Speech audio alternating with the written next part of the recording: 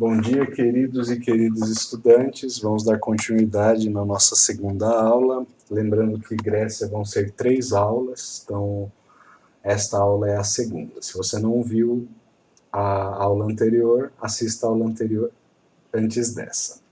Quando eu pego o conteúdo de Grécia, Antiguidade Ocidental, é um conteúdo que ele é um pouco extenso, mas tem alguns aspectos importantíssimos para nós estudarmos.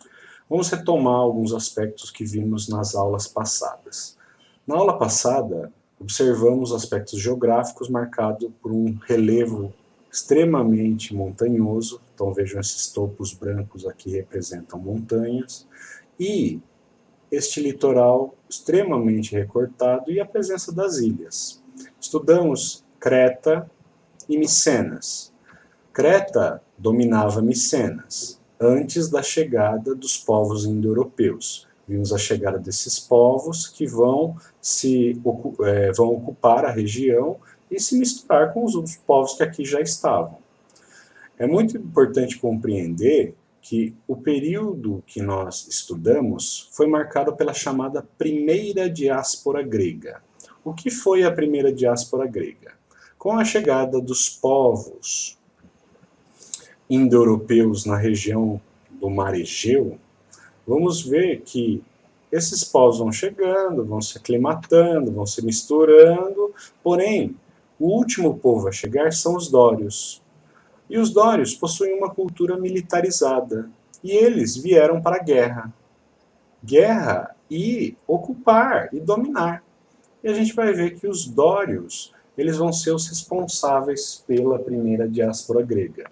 Porque os povos que aqui estavam, com a chegada desse povo extremamente violento, passa a ocupar outras regiões, no caso, as ilhas e esta parte asiática. E é importante lembrar dessa parte asiática, que é o conteúdo dessa aula. Aqui vai ter Troia. Vemos que Troia vai ser uma cidade aqui nessa porção oriental, não era formada por gregos, mas vai representar o período que a gente vai estudar hoje, que é o chamado período homérico. Então, na aula passada a gente viu aí a primeira diáspora grega, com a chegada desses povos que vão ocupar a região, porém, a gente vai ver que com a chegada dos dórios e a fuga, a consequência direta vai ser as pessoas vão dar prioridades para suas vidas, no caso, vidas. Então, vimos que no período pré-homérico se desenvolveu até mesmo a escrita. Porém, no período homérico, a escrita desaparece. E uma das justificativas para esse desaparecimento, né, a gente viu lá 3 modelos de escrita, está relacionado à sobrevivência, e a escrita não é algo necessário para a sobrevivência. Né? E a gente vai ver que quando esses povos passam a ocupar outras regiões, se desenvolvem os chamados genos. E o geno, durante essa aula, vai ser basicamente a principal característica do período homérico.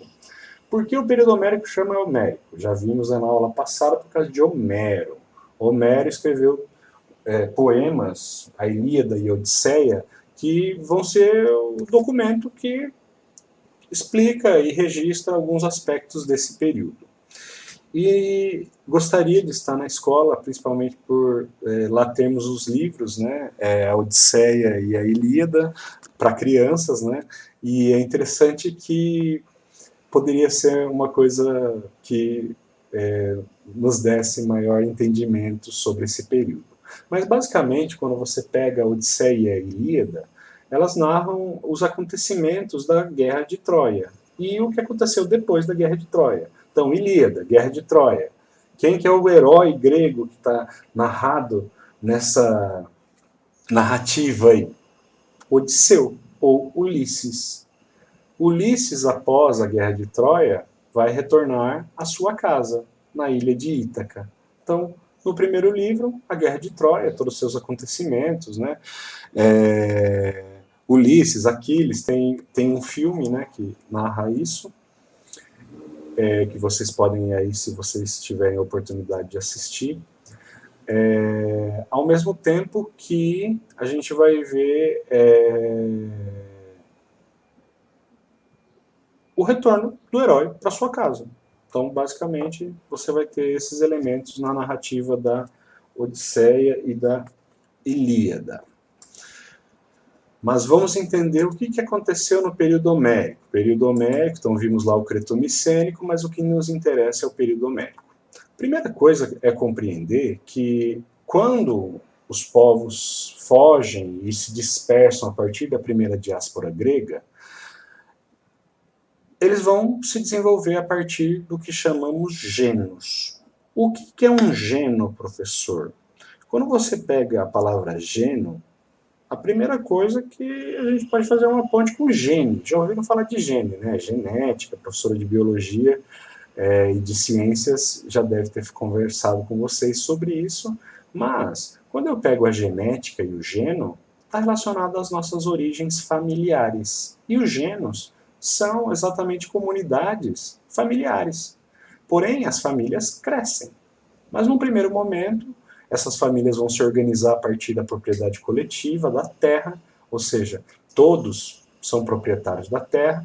Se desenvolve uma economia baseada na agricultura de subsistência, ou seja, uma agricultura voltada para o desenvolvimento da alimentação e que esses povos possam sobreviver aí e organizar suas sociedades.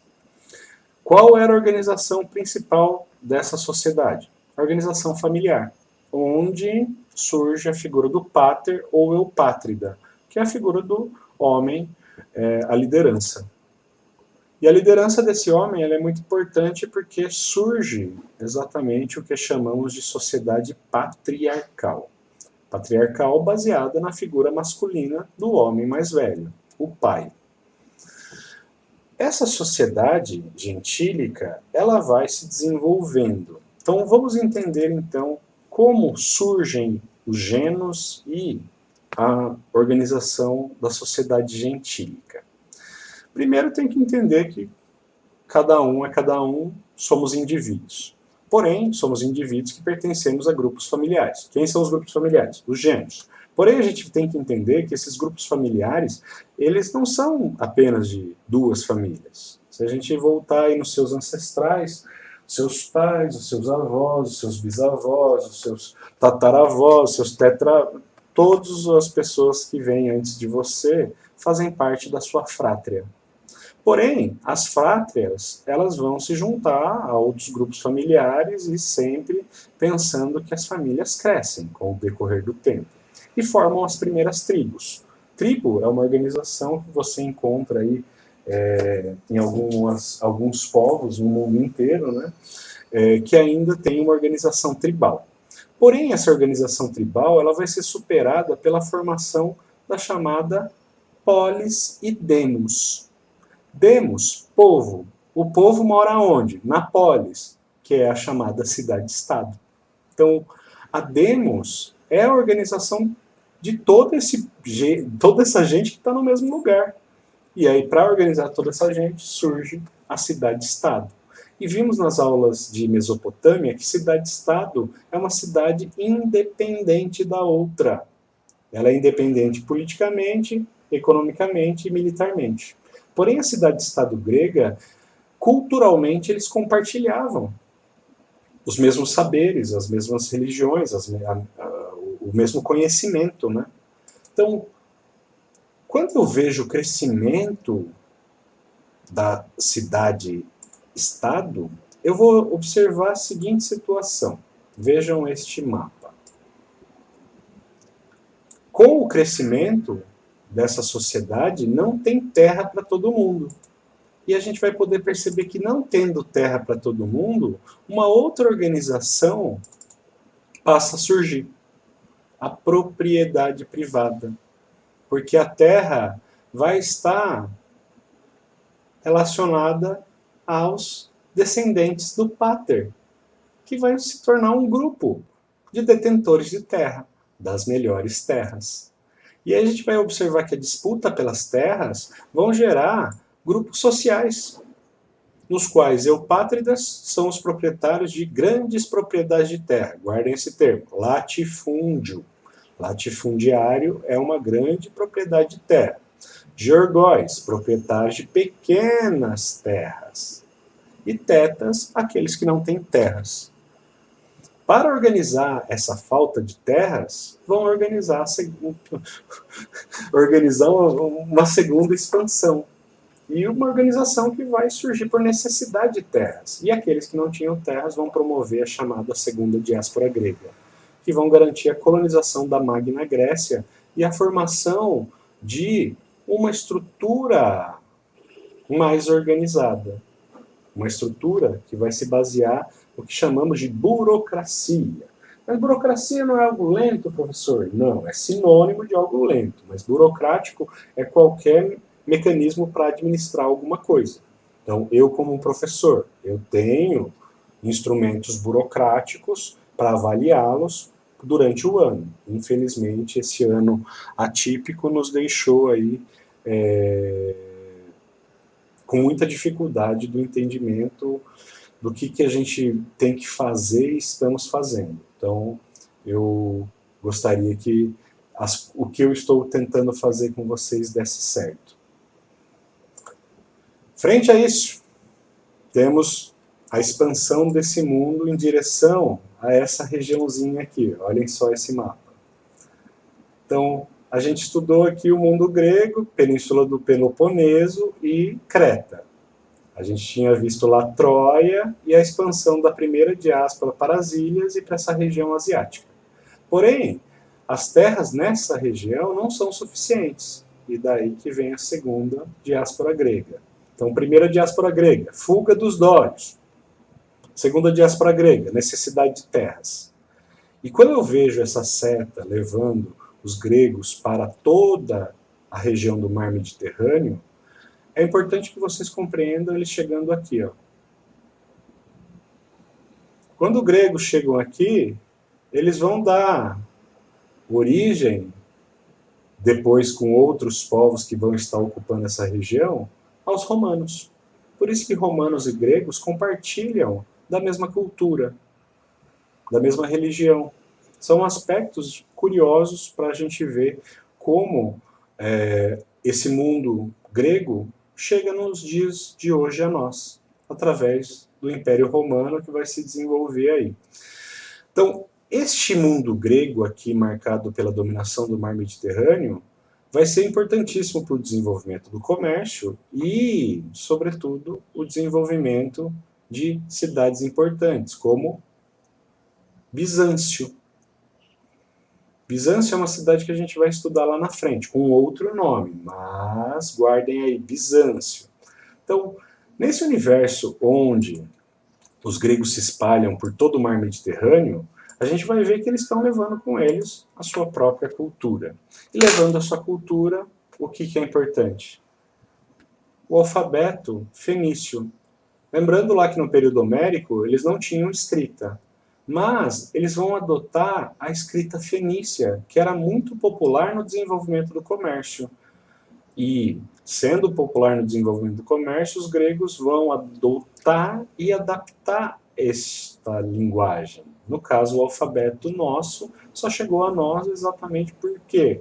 Primeiro, porque os fenícios criaram, segundo, porque os gregos adotaram, e terceiro, porque os romanos expandiram aí para o mundo inteiro.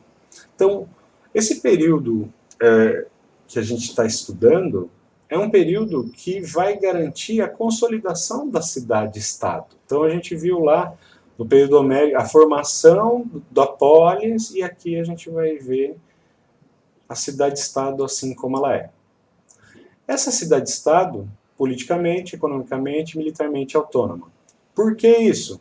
Vamos observar que eles tinham a mesma cultura, porém, o isolamento geográfico pelas montanhas e pelo litoral recortado, pelas ilhas e tal, vai garantir aí que são cidades que vão se desenvolver de forma independente.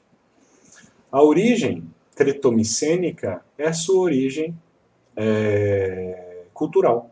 E a gente vai observar que é por isso que o mundo grego, apesar de serem várias cidades-estado, cada uma delas vai possuir aspectos políticos e aspectos econômicos diferentes.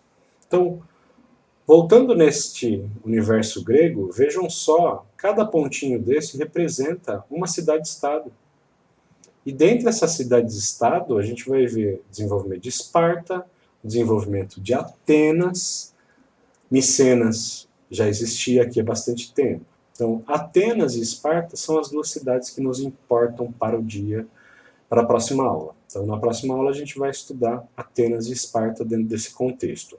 Mas vejam só Olímpia. Olímpia era uma cidade que era responsável pelos Jogos Olímpicos. Então, é uma cidade que vai se desenvolver a partir desses jogos. Então, economicamente, politicamente, eles vão tentar garantir os jogos, e aí sim, a gente vai ver. Corinto, olha lá os corintianos. Corinto, tá aqui, ó. Corinto, uma cidade muito importante também. Delfos, também muito importante. Em que sentido Delfos era importante? Sentido religioso. Delfos vai concentrar os templos para as divindades do mundo grego. Tebas, uma outra cidade muito importante. Então, todas essas cidades, elas vão ser independentes. Porém, uma cidade passa a se destacar mais que a outra, que é o nosso objeto de estudo para a próxima aula, onde a gente vai pegar Atenas e Esparta e entender o que é democracia e o que é oligarquia. Democracia já coloco aqui, já vimos que é demos, demos é povo, kratos, poder, poder na mão do povo. Mas calma que não é a mesma democracia de hoje. E Esparta, uma oligarquia. Lembra lá da aristocracia, onde alguns estão no poder? Aqui, alguns não são os proprietários de terra, mas são os líderes militares, porque os espartanos têm origem nos dórios. E a gente vai ver que essas duas cidades-estado vão ser importantes para nós na próxima aula. Crianças, muito obrigado. Tenham aí um excelente final de semana. Semana que vem terá mais aula. Muito obrigado por tudo.